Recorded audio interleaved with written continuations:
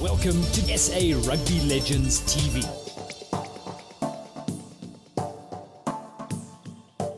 This month, we showcase a rather unique tour undertaken by the SA Rugby Legends Association, where the team was not made up of former rugby players, but future legends.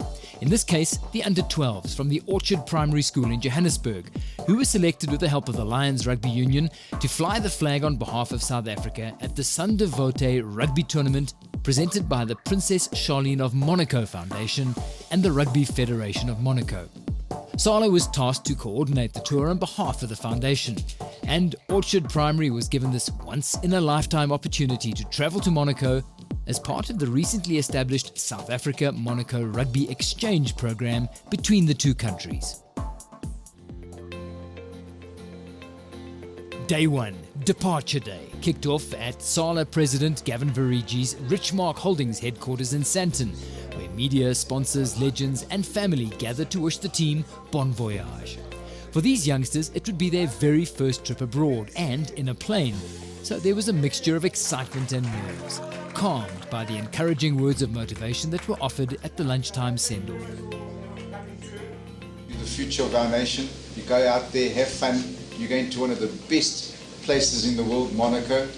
Enjoy your trip, make us proud, and more importantly at your age, just have fun. Happiness, the way you guys were really just doing those tours, it was very great. First of all, it's an unbelievable opportunity, and I can remember going overseas for the first time with rugby when I was 18 years old, and what a great experience that was for me.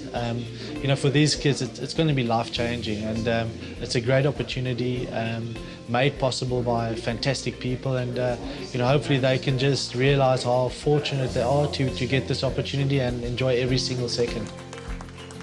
Then it was time to make that journey to OR Tambo. Rugby tours are always fun.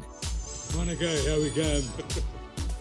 And the excitement was definitely reaching a peak for these lads as the bus made its way through the traffic. Yeah, I think it's another wonderful opportunity for youngsters that would never have had an opportunity like this. With the backing of Richmark and what they do for kids, to give them opportunity heading off to Monaco, this is just something that kids probably only ever dreamt of.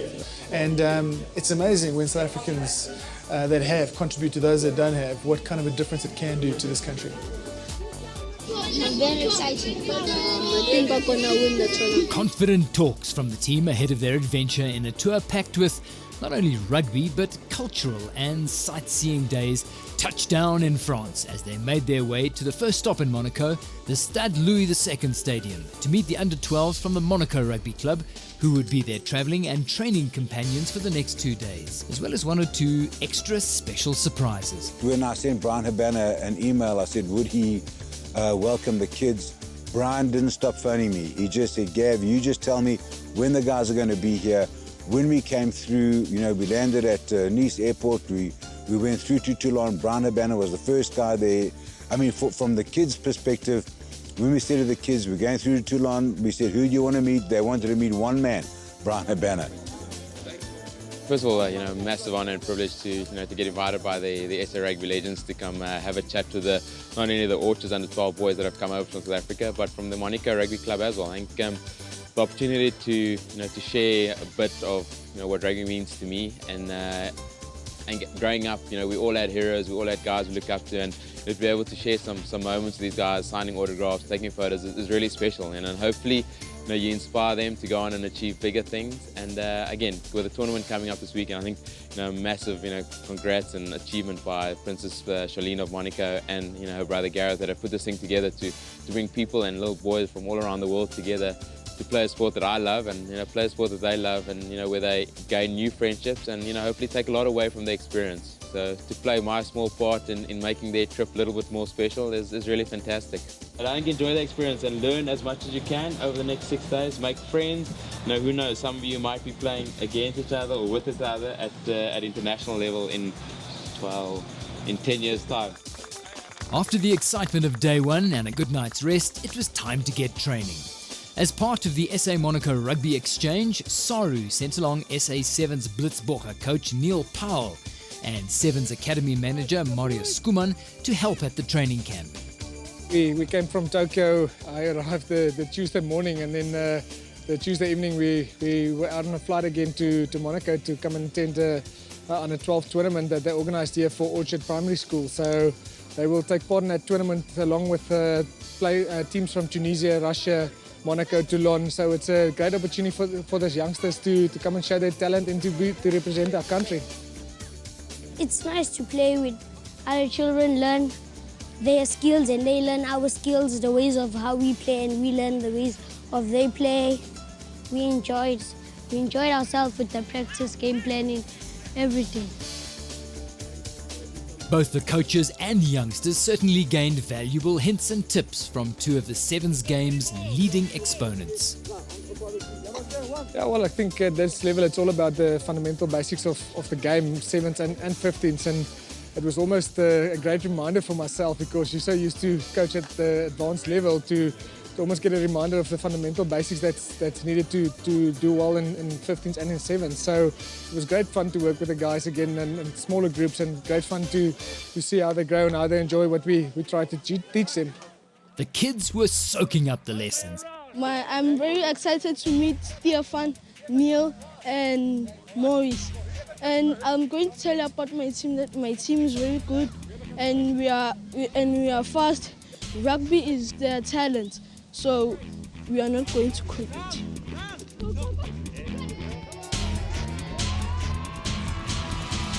After the training session, another treat lay in store as they made their way to watch a Toulon training session, and for some of the bigger boys, a chance to reunite with some former teammates, including Freddie Michalak and Craig Burden.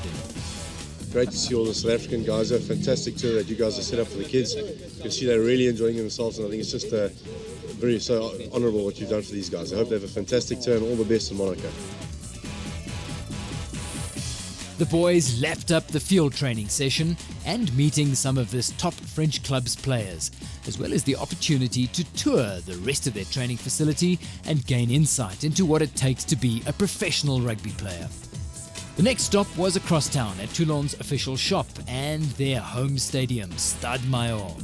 Named after Félix Maillot, who was a very popular early 20th century French concert hall singer from Toulon, who purchased the land for the club as a home stadium in the 1920s.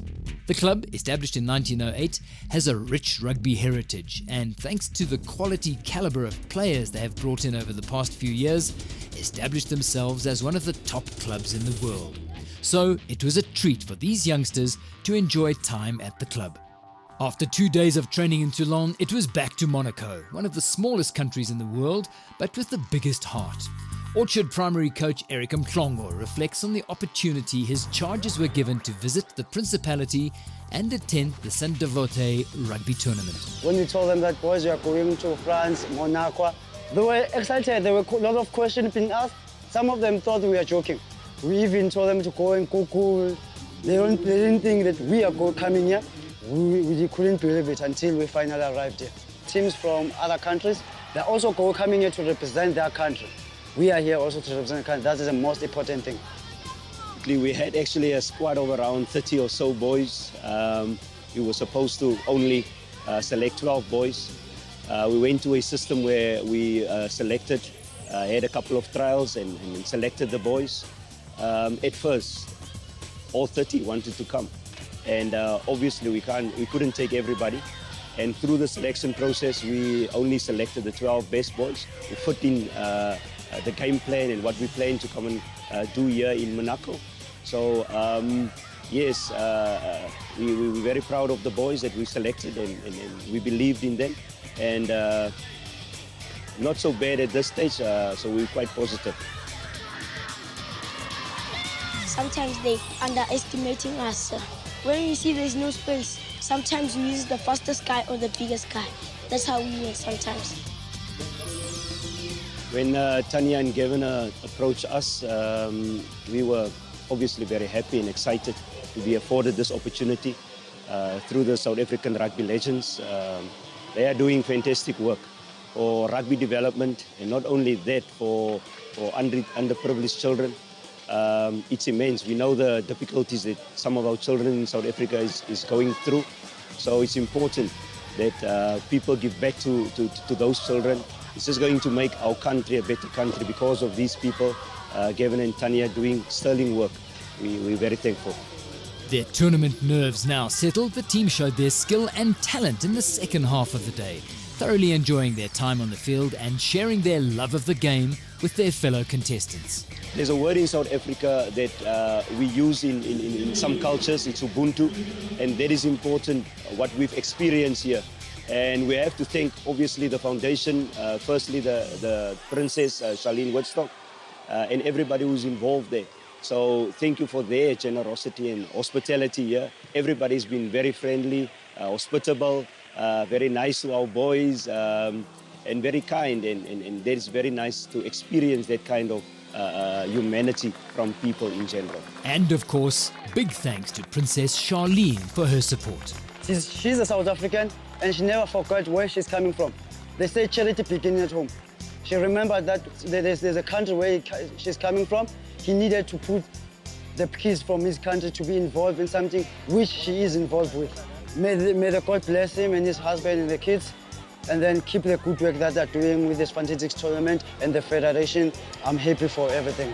The Princess explains how the tournament came about. Well, I thought, how to unite two countries through sport. I think we all share a passion here in my family about rugby, South Africa and in Monaco. So I thought, why don't we bring children from South Africa and possibly other countries to come and participate in a small event, which we created 2 years ago.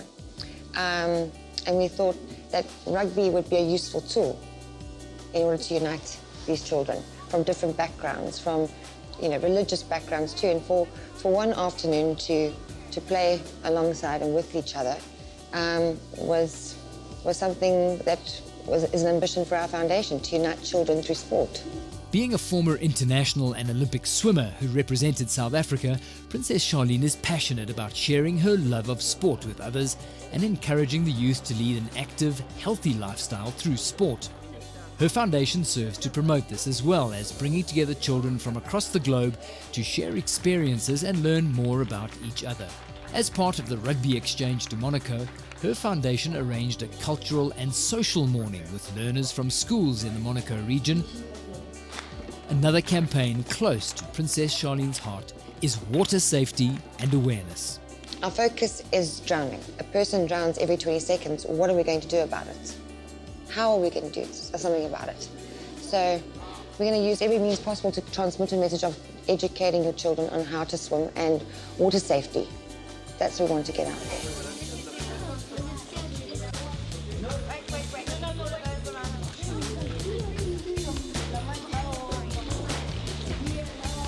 My cousin drowned. He was 5 years old. I've had some friends of mine that have lost their children to drowning. 2 incidents that happened in 1 year that really drove me to now focus on this and to get an awareness program out there. Obviously, some children don't have access to getting to swimming pools, to have that education later on. Once you have that ability, you'll never lose it.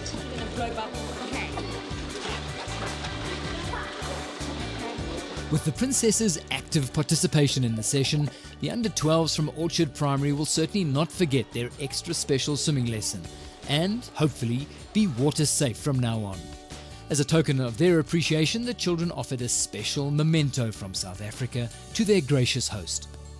The water safety lesson moved outdoors to Monaco's Lavoto Beach, where the world-renowned record-breaking freediver and Monaco resident Pierre Frolla rounded off a thrilling 8 days for the lads. Yeah, it's quite humbling as sportsmen, as people who like to give back. For a princess, she's been an Olympic athlete, for her to give back with her busy schedule, with what she has to achieve every day, for what she has got to run in this country, all over the world, for her to spend the time with these kids. You can see the smile on their faces, to have a princess in the pool with them.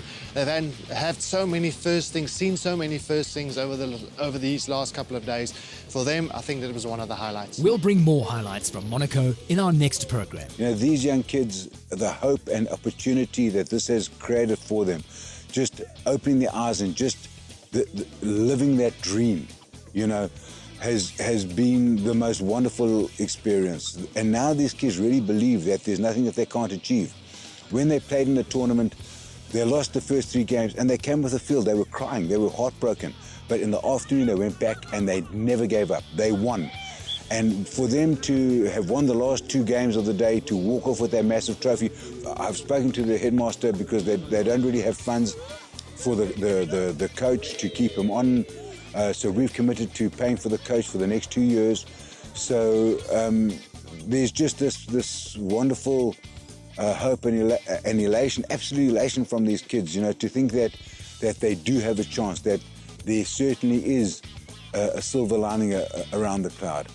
And, you know, you can't do everything for everybody all the time, but we know that we are making a big difference out there. And for these kids, it's something they will talk about for the rest of their lives.